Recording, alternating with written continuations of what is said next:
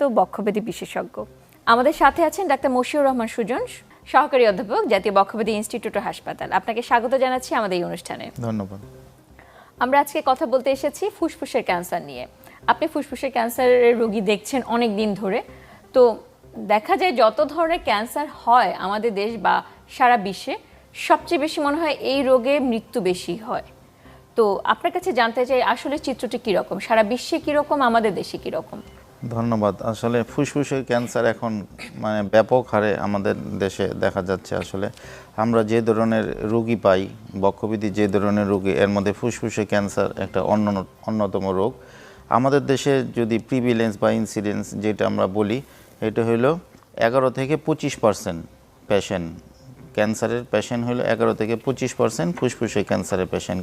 All cancer যদি আমরা চিন্তা করি 11 থেকে 25% ফুসফুসের ক্যান্সার আমাদের দেশের এটা হিসাব। আর ওয়ার্ল্ড ওয়াইড আমরা যদি ধরি প্রিভিলেন্স হিসাব করলে 1 লাখ জনসংখ্যার মধ্যে আপনার 46 হইল মেল এবং 31 হইল ফিমেল।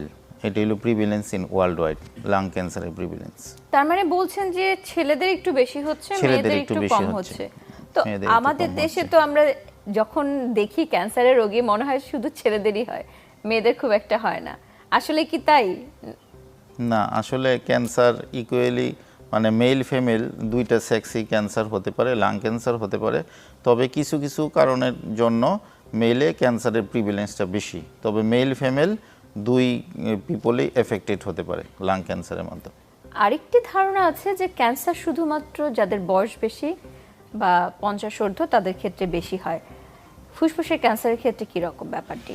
সাধারণত বয়স্কদের একটু বেশি হয়, তাদের প্রিভিলেন্স একটু বেশি, কিন্তু অল্প বয়সেও কিন্তু ক্যান্সার হতে পারে। এটা আসলে বলে যে no age is immune for cancer. তো ক্যান্সার যে হচ্ছে, ফুসফুসের ক্যান্সার, নিশ্চয়ই কিছু কারণ আছে। কাদের বেশি হয় এবং কারা বেশি ঝুঁকিতে? ফুসফুসের ক্যান্সারের মেইন যে কারণ সেটা হলো ধূমপান বা smoking is the leading cause of lung cancer. এছাড়া স্মোকিং ছাড়াও আরও কিছু কিছু কারণে ক্যান্সার হতে পারে, যেমন এয়ার পলিউশন বা বায়ু দূষণ। তারপর আপনার ধরেন একটা শ্বাসকষ্টজনিত রোগ যেটাকে আমরা বলি সিওপিডি, যেসব পেশেন্ট সিওপিডি বা পুরাতন কাশি রোগে আক্রান্ত তাদের ক্ষেত্রে ক্যান্সারের ঝুঁকি বেশি থাকে। এছাড়াও যারা বায়োমাস ফুয়েল বা লাকড়ি চুলায় রান্না করে সেই সব ক্ষেত্রেও কিন্তু ক্যান্সারের ঝুঁকি বেশি থাকে। আর কিছু কিছু ধাতু বা মেটাল এক্সপোজার যদি হয়, যেমন অ্যাসবেস্টস, যারা জাহাজ ভাঙ্গা শিল্পে কাজ করে, তারপর কিছু কিছু ধাতু বা ব্যাটারি ফ্যাক্টরিতে কাজ করে যেমন রেডন, এইসব ধাতু যদি দীর্ঘকালীন কেউ এক্সপোজার হয় তাদের ক্ষেত্রেও কিন্তু ফুসফুসে ক্যান্সারের ঝুঁকি অনেক গুণ বেড়ে যায়।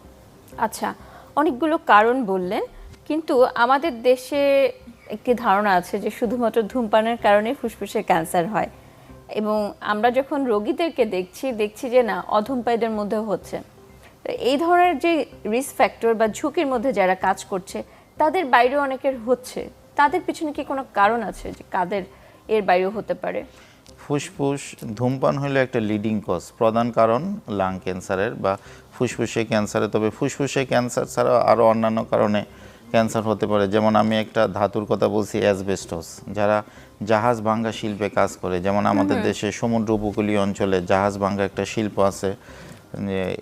এই শিল্পে যারা কাজ করে দীর্ঘদিন যদি তারা এই কাজের সাথে নিয়োজিত হয়, তাহলে অ্যাসবেস্টস নামক একটা ধাতু তাদের ফুসফুসে এটা ডিপোজিট হয়ে সেখান থেকে এক ধরনের ক্যান্সার হতে পারে, যেটাকে আমরা বলি মেজোথেলিওমা। আচ্ছা, এটা।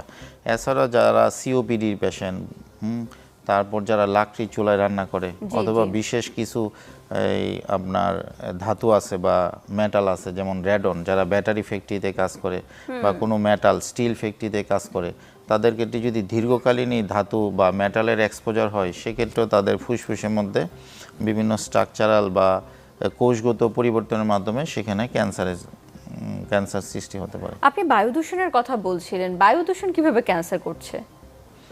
বায়ু দূষণ ও ক্যান্সারে আমরা ইনডাইরেক্টলি একটা কজ বলতে পারি। যেমন বায়ু দূষণ আমাদের সিওপিডির একটা অন্যতম কারণ, যে বায়ু দূষণ সিওপিডি সৃষ্টি করে, এবং COPD is a risk factor for cancer development. আচ্ছা, ধূমপানের কথা আসে, ধূমপানের পাশাপাশি ইদানিং আমরা একটা পরোক্ষ ধূমপানের কথা শুনতে পাই। পরোক্ষ ধূমপান ব্যাপারটি কি এবং সেটি কি ক্যান্সার করছে কিনা? আচ্ছা, পরোক্ষ ধূমপান বা আমরা মেডিকেল টার্মে এটাকে পেসিভ স্মোকিং বলি। যেমন একটা ফ্যামিলিতে যদি বাবা ধূমপান করে, তার পাশে যে ওনার মা বা বাচ্চারা থাকে, তারাও মানে পরোক্ষভাবেই ধূমপানের যে এফেক্টটা এটাতে আক্রান্ত হয়, সেইটাকে পরোক্ষ ধূমপান অথবা আমরা পেসিভ স্মোকিং বলি। তবে passive smoking also causes change in our, মানে আমাদের ফুসফুসেও পেসিভ স্মোকিংয়েও ক্ষতিকারক প্রভাব আছে, তারাও কিন্তু ঝুঁকিতে থাকে। জি, অনেকে আছে যে কর্মক্ষেত্রে ধূমপান করছে, তার সহকর্মীরা আছে, তাদেরকে কি আমরা পরোক্ষ ধূমপানের কথা বলবো? হ্যাঁ, তো অবশ্যই। এই যে ধূমপানের কথা যেমন শুনছিলাম, বলা হয় যে ধূমপানের কারণে ক্যান্সার সবচেয়ে বেশি হয়, তো ঝুঁকি আসলে কতটুকু বাড়াতে পারে ধূমপান? ধূমপানের ঝুঁকি আসলে অ্যারাউন্ড 80% ইনক্রিজ করতে পারে নর্মাল বা পিপলের চেয়ে। আচ্ছা, 80% পর্যন্ত ঝুঁকি বেড়ে যেতে পারে স্মোকিংয়ের জন্য ক্যান্সার। আবার ক্যান্সারের ক্ষেত্রে এই একটি ব্যাপার আমরা দেখি যে একটি পরিবারে একজনের সদস্যর ক্যান্সার হয়েছে এবং তার যে পরিবারের অন্যান্য সদস্য আছে তাদেরকে বলা হয় যে না, আপনাদেরও ঝুঁকি আছে, আপনারা একটু সাবধানে থাকবেন। ব্যাপারটি কি ফুসফুসের ক্যান্সারের ক্ষেত্রে সত্য? ফুসফুসের ক্যান্সারের ক্ষেত্রে ক্যান্সারে আসলে ফ্যামিলি হিস্ট্রি খুবই ইম্পর্টেন্ট। কিছু কিছু ক্যান্সার আছে যে ফ্যামিলি হিস্ট্রিতে খুবই ইম্পর্টেন্ট, যেমন কোলন ক্যান্সার। কোলন ক্যান্সারের ক্ষেত্রে কিন্তু ফ্যামিলি হিস্ট্রি আমরা সবসময় ফলো করি, এবং ফুসফুসের ক্যান্সারের ক্ষেত্রেও কিছু কিছু ক্ষেত্রে একটা ফ্যামিলিয়াল প্রিডিসপোজিশন আছে, এই জন্য ফ্যামিলি হিস্ট্রিটা খুব ইম্পর্টেন্ট। কারণ যদি ফ্যামিলি হিস্ট্রিতে ফুসফুসের ক্যান্সারের ইতিহাস থাকে, তাহলে তাদের পরবর্তী প্রজন্মর ক্ষেত্রে বিশেষভাবে তাদের ক্ষেত্রে নজর দিতে হবে, সচেতন থাকতে হবে, যেন যেই হাই রিস্ক ফ্যাক্টরগুলো আছে এগুলো থেকে যেন নিজেদের দূরে রাখতে পারে। আচ্ছা, যেমন ফুসফুসের ক্যান্সার আছে এবং পাশাপাশি শোনা যায় যে এরকম যে শরীরের বিভিন্ন জায়গায় ক্যান্সার হয়েছে কিন্তু পরবর্তীতে ফুসফুস ধরে ফেলেছে, এই ব্যাপারটি একটু জানতে চাই। আচ্ছা, ফুসফুসের ক্যান্সারকে আমরা দুই ভাগে ভাগ করতে পারি। এটাকে বলে প্রাইমারি লাং ক্যান্সার আর একটা secondary lung cancer. Primary lung cancer হলো যে ক্যান্সারটা ফুসফুস থেকেই তার উৎপত্তি হয়েছে বা অরিজিন হয়েছে, সেটাকে বলে প্রাইমারি লাং ক্যান্সার। আর আপনার যেটা বললেন শরীরের অন্যান্য অংশের ক্যান্সার বা টিউমারও কিন্তু সেটা ছড়িয়ে ফুসফুসে এসে প্রভাব বিস্তার করতে পারে, সেইটাকে বলে সেকেন্ডারি লাং ক্যান্সার। তো সাধারণত কোন কোন জায়গা থেকে এরকম হতে পারে? যেমন মহিলাদের ক্ষেত্রে ব্রেস্ট ক্যান্সার, তারপর thyroid cancer, stomach cancer, prostate cancer, এগুলা কিন্তু আপনার ওই তার উৎপত্তি স্থল থেকে উৎপত্তি হয়ে ছড়িয়ে ফুসফুসে আসতে পারে। আচ্ছা, তো একজন মানুষ কিভাবে বুঝবে যে না তার ক্যান্সার হতে পারে বা ক্যান্সারের ঝুঁকি আছে? কি কি লক্ষণ প্রকাশিত হয়? আচ্ছা, ক্যান্সারের ঝুঁকির মধ্যে যারা ধূমপায়ী এবং ধূমপানের পরিমাণটা যারা দিনে সিগারেটের পরিমাণ অনেক বেশি অথবা তার ডিউরেশন বা ধূমপান সময়কাল অনেক বেশি, তারা উচ্চ ঝুঁকিতে থাকে। যারা সিওপিডি বা শ্বাসকষ্টের রোগী থাকে তারা উচ্চ ঝুঁকিতে থাকে। আর লক্ষণ, সবার প্রথমে যে লক্ষণ দেখা যায় এটা সাধারণত কাশি হয়। যারা রেগুলার ধূমপান তাদের ক্ষেত্রে একটা কাশি হয়, এটাকে আমরা বলি changing pattern of calf. Normally তার এতদিন যে কাশিটা ছিল হঠাৎ করে যদি কাশির প্যাটার্নটা চেঞ্জ হয়ে যায়, এটাকে বলে চেঞ্জিং প্যাটার্ন অফ কাফ। এটি হলো প্রধান লক্ষণ। এছাড়াও আপনার কাশির সাথে রক্ত যেতে পারে, কাশির সাথে কফ যেতে পারে, আচ্ছা, বুকে ব্যথা হতে পারে, শ্বাসকষ্ট হতে পারে। এই লক্ষণগুলো মোটামুটি অনেকে দেখা যায় ওজন কমে যাচ্ছে, ওজন কমে যাচ্ছে, ক্ষুধা মন্দা ইত্যাদি। ক্ষুধা মন্দা, এটাও কিন্তু ক্যান্সারের একটা পরোক্ষ এরকম লক্ষণ। আছে যে এরকম কিছু লক্ষণ নাই কিন্তু হঠাৎ করে গলার স্বর পরিবর্তন হয়েছে, চিকিৎসক বলছে যে না এটা নাকি ক্যান্সার হতে পারে, এই ব্যাপারটি কি সত্য? অবশ্যই ফুসফুসের ক্যান্সার আমাদের গলার যে আমরা যে কথা বলি সেটাকে বলে ভোকাল কর্ড অথবা স্বরযন্ত্র। এটা একটা বিশেষ নার্ভের মাধ্যমে এই আমাদের ভোকাল কর্ডটা কন্ট্রোল হয়। এখন ফুসফুসে ক্যান্সার যদি ওই নার্ভটাকে প্রেসার দেয় বা এফেক্ট করে, তখন কিন্তু গলার স্বর চেঞ্জ হয়ে যেতে পারে, এটাও ক্যান্সারের একটা লক্ষণ। আচ্ছা, অনেকে এরকম আছে যে গলার দিকে একটা গুটির মতো, সেটি কিভাবে ক্যান্সারের লক্ষণ হয় বা ওইখান থেকে কি অন্য কোনো ক্যান্সারের কোনো উপসর্গ খুঁজে বের করা সম্ভব কিনা? অবশ্যই, গলায় যেটা গুটি হয় সেটাকে আমরা বলি লিম্ফ নোড, আমাদের মেডিকেল টার্মে লিম্ফ নোড বলে, অথবা বাংলায় বলে লসিকা গ্রন্থি। আচ্ছা, ফুসফুসের ক্যান্সার কিন্তু ফুসফুস থেকে ছড়িয়ে আমাদের গলার লিম্ফ নোডে চলে আসতে পারে। সেক্ষেত্রে লিম্ফ নোডগুলো নর্মালি সাধারণত আমরা বুঝতে পারি না, তখন লিম্ফ নোডগুলো বড় হয়ে যায়, সেটাও একটা ফুসফুসের ক্যান্সারের লক্ষণ হতে পারে। যদি এই যে আপনি অনেকগুলো লক্ষণের কথা বলছিলেন, এই লক্ষণগুলো যদি কারো ক্ষেত্রে প্রকাশিত হয়, প্রথমে কি করবে? প্রথমে আসলে নিকটস্থ ডাক্তারের সাথে যোগাযোগ করবে। যেমন তার বাড়ির কাছে যেই ডক্টর আছে, জেনারেল ফিজিশিয়ান অথবা কোনো বক্ষবিধি বিশেষজ্ঞ, তাদের সাথে যোগাযোগ করবে। যোগাযোগ করার পর প্রথমে আমরা বিভিন্ন ইনভেস্টিগেশন করি। যেমন সবার প্রথমে আমরা যেটা করি, একটা বুকের এক্সরে করলেই মোটামুটি প্রাথমিকভাবে ধারণা পাওয়া যায় যে আসলে ফুসফুসের কী অবস্থা। আর এর পাশাপাশি কি আর কোনো পরীক্ষা করা উচিত? আরও পরীক্ষা, আসলে ক্যান্সার ডায়াগনোসিস বা ক্যান্সার রোগটি নির্ণয়ের জন্য আরও অনেক ধরনের পরীক্ষা আছে। প্রথমে আমরা বুকের একটা এক্সরে করি।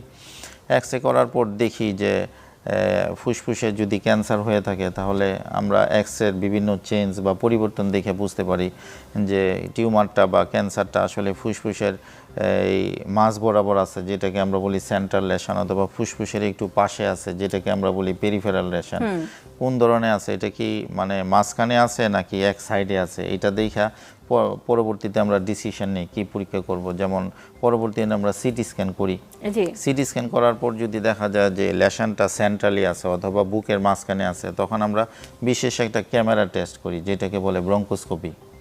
আর যদি আপনার টিউমারটা ফুসফুসের এক পাশে থাকে, যেটাকে আমরা বলি পেরিফেরাল লেশন, এখান থেকে আমরা বায়োপসি করি, কোর বায়োপসি, যেটাকে আমরা বলি সিটি গাইডেড কোর বায়োপসি। আচ্ছা, তো যদি এর মাধ্যমে বায়োপসি থেকে ক্যান্সার বোঝার জন্য আলাদা কি কোনো পরীক্ষা করতে হবে? এই তো আমরা যে বায়োপসি স্যাম্পলটা নিলাম, সেটাকে আমরা একটা পরীক্ষা করি, যেটাকে বলি হিস্টোপ্যাথোলজি। হিস্টোপ্যাথোলজি করলে আমরা বুঝতে পারি যে এটা কোন ধরনের ক্যান্সার।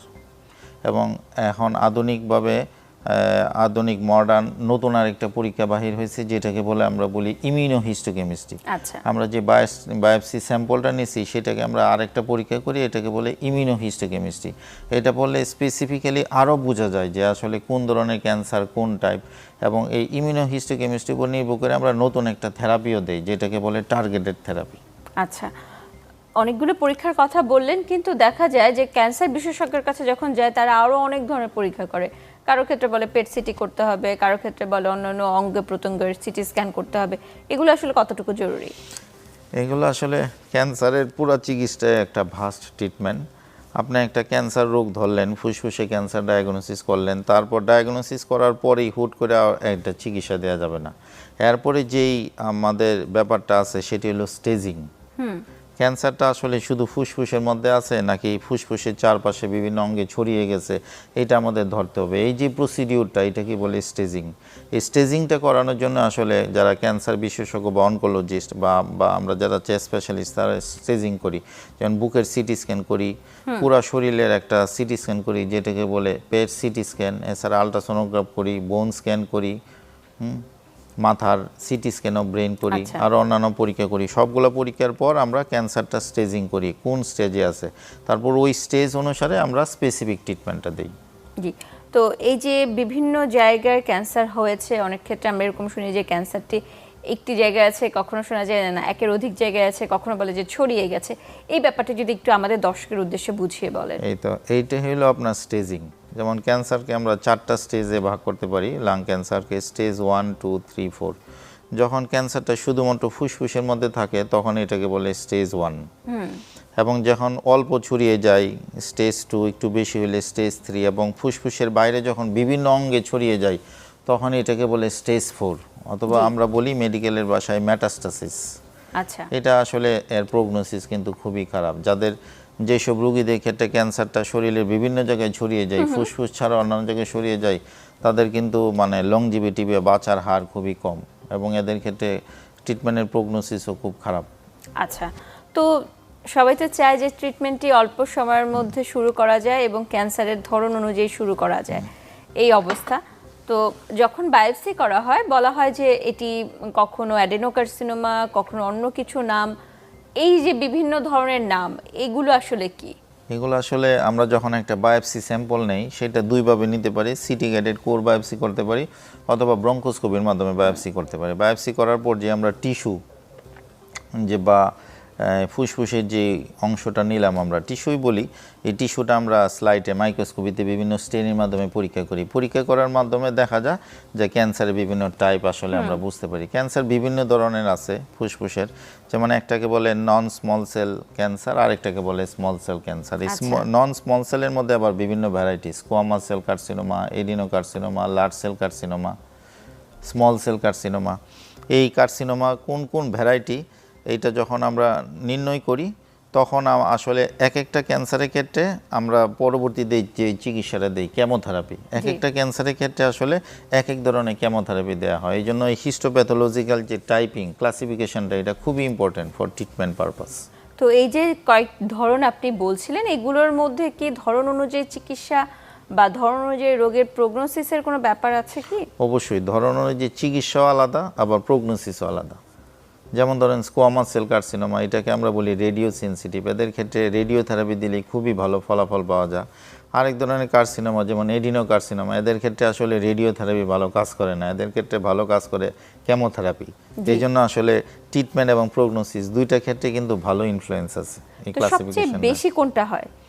স্মোকারদের ক্ষেত্রে সবচেয়ে বেশি হয় আপনার স্কোয়ামাস সেল কার্সিনোমা, আর যারা নন স্মোকার অধূমপায়ী অথবা মহিলা তাদের ক্ষেত্রে এডিনোকার্সিনোমা বেশি হয়।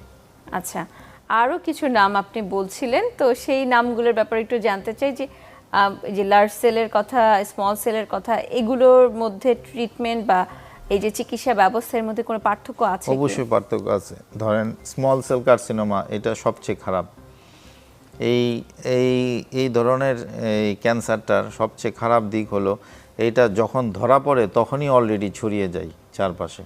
এই জন্য দেখা যায় আমাদের কাছে রুগীরা যখন স্মল সেল কার্সিনোমা নিয়ে আসে তখন দেখা যায় স্টেজ 4 নিয়ে আসে, দেখা যায় তার লিভারে ছড়িয়ে যায় বা ব্রেইনে ছড়িয়ে যায়, অন্যান্য জায়গায় ছড়িয়ে যায়, তখন আসলে আমাদের কিছু করার থাকে না। এটা সবচেয়ে ব্যাড প্রগনোসিস এই কার্সিনোমাটা, স্মল সেল কার্সিনোমা। আচ্ছা, তো এই যে যখন গুটি চলে আসে কারো, যেমন ঘাড়ের মধ্যে অনেকে চলে আসে, এটি কি বোঝায়?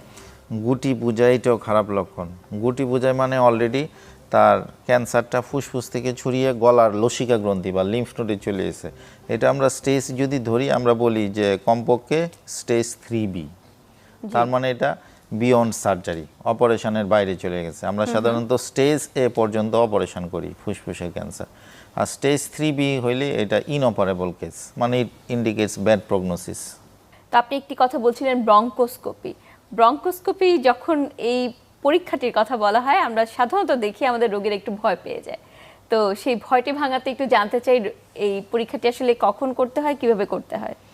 ওকে, ধন্যবাদ। ব্রঙ্কোস্কোপি আসলে একটা আমরা যদি নর্মাল ভাষায় বলি এটা একটা ক্যামেরা টেস্ট। যেমন এন্ডোস্কোপির মাধ্যমে আমরা রুগীদের পাকস্থলী দেখি বা স্টোমাক দেখি, ব্রঙ্কোস্কোপির মাধ্যমে আমরা ফুসফুস দেখি, আমাদের যে ফুসফুস শ্বাসনালী, এটা আসলে আমরা একটা ক্যামেরার মাধ্যমে দেখি, এটি আসলে ব্রঙ্কোস্কোপি। যেহেতু এটা একটা ইনভেসিভ পরীক্ষা, এই জন্য আমাদের দেশে রুগীরা একটু ভয় পায় এই পরীক্ষা করতে। তবে রুগীদের কাউন্সেলিং করতে হবে, বুঝাতে হবে যে আপনার আসলে রোগ নির্ণয়ের জন্য এই পরীক্ষাটা দরকার। আপনি যদি পরীক্ষাটা না করেন তাহলে আপনার রোগ নির্ণয় হবে না, রোগ নির্ণয় না হলে আপনার চিকিৎসা হবে না, এভাবে একটু কাউন্সেলিং করতে হবে।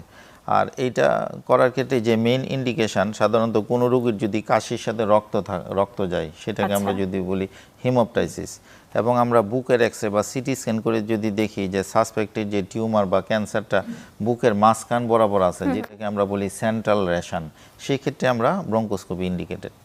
আচ্ছা, তো এই যে ব্রঙ্কোস্কোপিটা করতে হয়, এই ক্ষেত্রে কোনো প্রিপারেশনের প্রয়োজন হয়?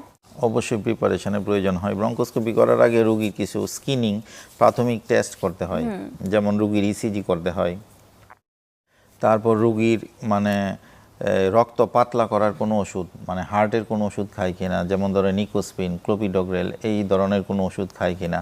এই ধরনের কোনো ওষুধ যদি খায় তাহলে এই পরীক্ষার আগে কমপক্ষে 5 দিন ওষুধটা বন্ধ রাখতে হবে। আচ্ছা, তারপর করার আগে ব্রঙ্কোস্কোপি করার আগে রোগীর অক্সিজেন স্যাচুরেশন ঠিক আছে কিনা, পালস ঠিক আছে কিনা, তারপর আপনার প্রেশার ঠিক আছে কিনা, এগুলা পরীক্ষা করার আগে তারে আসলে দেখে নিতে হবে, ফিট করে নিতে হবে। এগুলা ঠিক থাকলেই পরে আসলে আমরা ব্রঙ্কোস্কোপিতে যাই। জি, ধন্যবাদ। তো এই যে ব্রঙ্কোস্কোপি পরীক্ষা করা হলো, রোগটি নির্ণয় করা হলো বায়োপসির মাধ্যমে এবং দেখা গেল যে কি কি ধরনের রোগ হয়ে আছে, এরপরে চলে আসে চিকিৎসার কথা। চিকিৎসার কথা আপনি একটু আগে বলছিলেন যে কারো ক্ষেত্রে রেডিওথেরাপি, কারো ক্ষেত্রে কেমোথেরাপি, কারো ক্ষেত্রে টার্গেটেড থেরাপি ইত্যাদি দিতে হয়।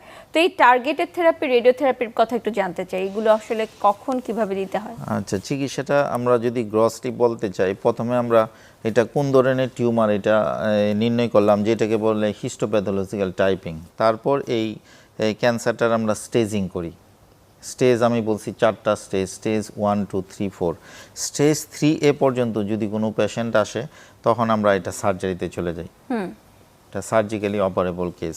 আর স্টেজ 3 এর বাইরে যদি কোনো পেশেন্ট আছে, যেমন স্টেজ 3B এবং স্টেজ 4, সেটা হলো সার্জিক্যালি ইনঅপারেবল কেস। এবং এই সার্জিক্যাল ইনঅপারেবল কেসের ক্ষেত্রে বেশ কিছু ট্রিটমেন্ট অপশন আছে, যেমন 1 নম্বর কেমোথেরাপি, 2 নম্বর রেডিওথেরাপি, তারপর আরেকটা নতুন আছে টার্গেটেড থেরাপি, আরেকটা আছে ইমিউনোথেরাপি, এবং সবার লাস্টে আমরা বলি পেলিয়েটিভ ট্রিটমেন্ট।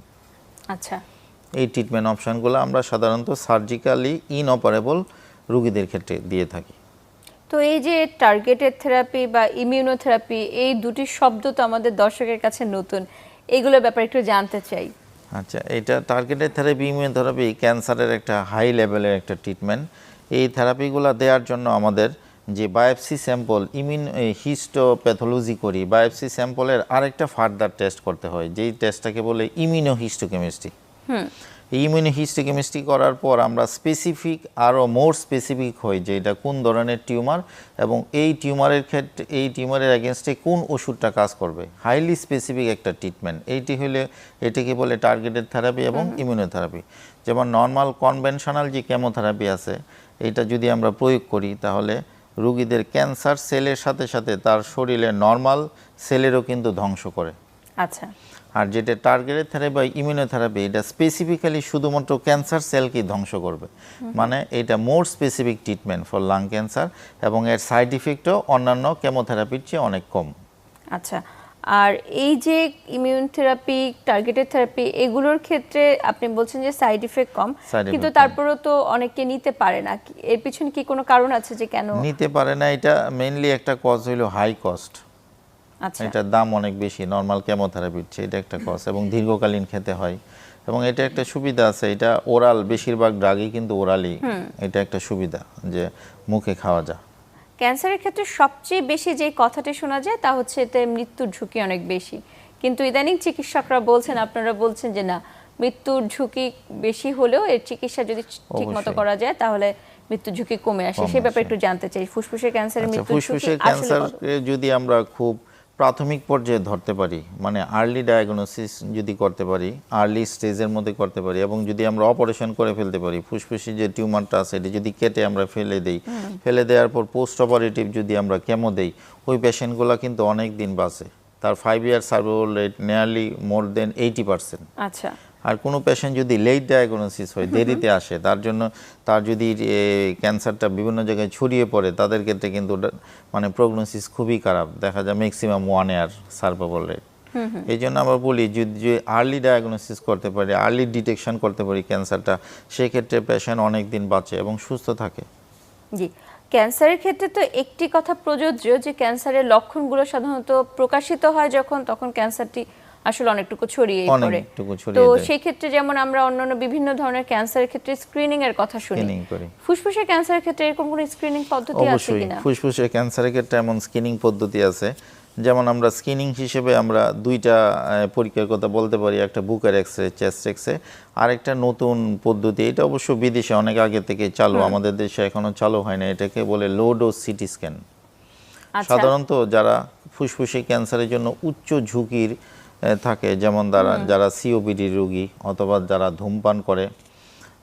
ধূমপান করে এবং যাদের বয়স 50 বছরের বেশি, এবং যাদের ফ্যামিলিতে লাং ক্যান্সারের হিস্ট্রি আছে, সেই সব পেশেন্টগুলোকে আমরা বছরে একবার করে লো ডোজ সিটি স্ক্যান করি। এটা একটা মানে খুব popular screening test for detection of lung cancer. তো আমাদের দেশে চালু হচ্ছে না কেন এখনো? এটা আসলে আমাদের দেশে রিসোর্স লিমিটেশন, এটা একটা বড় কারণ, এবং আমাদের পপুলেশন অনেক বেশি, সেক্ষেত্রে আমাদের রিসোর্সের লিমিটেশন আছে, এইটি আমি মনে করি মেইন কারণ। তাহলে আমাদের যদি প্রতিরোধ করতেই হয়, আমাদের কোন জায়গায় হাত দেওয়াটা এখন আমাদের হাত দেওয়া দরকার? আসলে যেই সব কারণে আমাদের ফুসফুসের ক্যান্সার হয়, সেই কারণগুলা নিরাময় করতে হবে। যেমন ধূমপান, সবার প্রথমে ধূমপান থেকে আমাদের বিরত থাকতে হবে। এয়ার পলিউশন, বায়ু দূষণ প্রতিরোধ করতে হবে। তারপর আমরা যেই কর্মস্থলে থাকি, সেই কর্মস্থলে যেন আমাদের এক্সপোজার কম হয়, সেই ক্ষেত্রে আমাদের ব্যবস্থা করতে হবে। এবং এখানে কিন্তু নিউট্রিশনেরও একটা ব্যাপার আছে, সুষম খাবার, অ্যান্টিঅক্সিডেন্ট, যেমন ধরেন ফলমূল, সবুজ শাকসবজি, এটাও কিন্তু অ্যান্টি ক্যান্সার ইফেক্ট আছে। আমাদের সুষম খাবার গ্রহণ করতে হবে, হেলদি লাইফস্টাইল মেনটেন করতে হবে, এগুলো সবগুলোর মাধ্যমে কিন্তু আমরা ফুসফুসে ক্যান্সারকে প্রতিরোধ করতে পারি। জি অবশ্যই। তো ধূমপানের কথা একটু জানতে চাই যে ধূমপানের কারণে যেহেতু ফুসফুসের ক্যান্সারের ঝুঁকিটা বাড়ছে, যদি কেউ ধূমপান ছেড়ে দেয় তাহলে কি ঝুঁকি কমে আসবে? কেউ যদি কারেন্ট স্মোকার যদি ধূমপান ছেড়ে দেয়, অবশ্যই তার পরবর্তী জীবনে লাং ক্যান্সারের যে ঝুঁকি, এটা অনেক গুণ কমে যায়। আচ্ছা, তো সেই ক্ষেত্রে আরেকটু জানতে চাই যে এই যে ধূমপানের কারণে এত কষ্ট হচ্ছে, ধূমপানের কারণে এরকম ক্যান্সার পর্যন্ত হচ্ছে, কি কারণে হয়? ধূমপানের মধ্যে কি উপাদানগুলো থাকে যেগুলো এই ক্যান্সার ধূমপানের মধ্যে মেইনলি যেটা থাকে নিকোটিন, এটা কার্সিনোজেনিক, এবং আরেকটা উপাদান থাকে যেটাকে বলে বেনজোপাইরিন, এটা মেইনলি কার্সিনোজেনিক এজেন্ট। আচ্ছা, অনেকেই আছে যে সিগারেট ছেড়ে দিচ্ছে এবং অন্যান্য বিভিন্ন ধরনের নিকোটিন রিপ্লেসমেন্ট থেরাপিতে চলে যায়, তো তাদের ক্ষেত্রে কি ক্যান্সার ঝুঁকি কমে আসে? যেটা বলছেন ই সিগারেট অথবা ভেপিং, এটাতে কিন্তু কার্সিনোজেনিক এজেন্ট থাকে, এটা কিন্তু পুরোপুরি সেফ না। কিন্তু অনেকে তো তারপরে এগুলো গ্রহণ করছে, না, তাদের এটা উদ্দেশ্যে আপনার কোনো এটা তো মেসেজ আছে কিনা? কার্সিনোজেনিক আছে, তাদের এটা থেকে বিরত থাকা উচিত। তো আমরা তো ধূমপানের কথা শুনছিলাম, বায়ু দূষণ আরেকটি বড় সমস্যা। বায়ু দূষণ আমাদের দেশ প্রায় দেখা যায় যে শীর্ষ অবস্থানে থাকছে, বিশেষ করে এই যে শীতকালের সময়টা বা আমাদের বসন্তকালের মধ্যে। এই সময় যেহেতু বাইরে যেতেই হচ্ছে, কাজ করতেই হচ্ছে এবং স্কুল খোলা থাকে, কি করলে আমরা নিরাপদ থাকবো? আসলে আমাদের বায়ু দূষণ বা আমাদের রাস্তাঘাটে যে অবস্থা, ধুলাবালি, গাড়ির কালো ধোঁয়া, আসলে সবার প্রথমে আমাদের মাস্ক পরিধান করতে হবে। এটা একটা ভালো প্রিভেন্টিভ মেজার আমি মনে করি।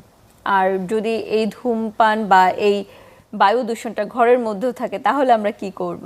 ঘরের মধ্যে প্রপার ভেন্টিলেশনের ব্যবস্থা থাকতে হবে, যেন বাতাস ঠিকমতো চলাচল করতে পারে। গুমোট যে পরিবেশ, ব্যবসা আবহাওয়া ব্যবসা পরিবেশ, এটা থেকে দূরে থাকতে হবে। জি, আমরা আসলে কথা বলতে বলতে অনুষ্ঠান একদম শেষ পর্যায়ে চলে এসেছি। বিদায়ের আগে আমাদের দর্শকের উদ্দেশ্যে আপনার মেসেজটা একটু শুনে নিতে চাই। আচ্ছা, অনেকে আসলে মনে করে যে ফুসফুসের ক্যান্সার একটা মানে এর কোনো চিকিৎসা নাই, যে ক্যান্সার হলেই রোগী মারা যাবে। এই ভুল ধারণা থেকে আমাদের বেরিয়ে আসতে হবে। আমরা যদি মনে করি যে ক্যান্সারটা একদম আর্লি স্টেজে, খুব প্রাথমিক পর্যায়ে আমরা যদি রোগটা ধরতে পারি এবং প্রপার চিকিৎসা দিতে পারি, তাহলে কিন্তু রোগীরা অনেক দিন ভালো থাকে। এইটা আমার একটা মেসেজ। আরেকটা মেসেজ হইল, ফুসফুসের ক্যান্সারটাও কিন্তু প্রতিরোধ করা যায়। আমরা যদি যারা ধূমপান যদি আমরা পরিত্যাগ করতে পারি এবং বায়ু দূষণ থেকে যদি আমরা নিজেদের যতটুকু সম্ভব দূরে রাখতে পারি, তাহলে অনেকাংশে এই ফুসফুসের ক্যান্সারটা আমরা প্রতিরোধ করতে পারবো। জি, আপনাকে অসংখ্য ধন্যবাদ আপনার মূল্যবান সময় থেকে আমাদেরকে সময় দেওয়ার জন্য। আপনাকে ধন্যবাদ। প্রিয় দর্শক, ক্যান্সার মানেই মৃত্যু নয়, সঠিক সময়ে চিকিৎসা নিন, সুস্থ থাকুন। আজকে এখানে বিদায় নিচ্ছি, ভালো থাকুন।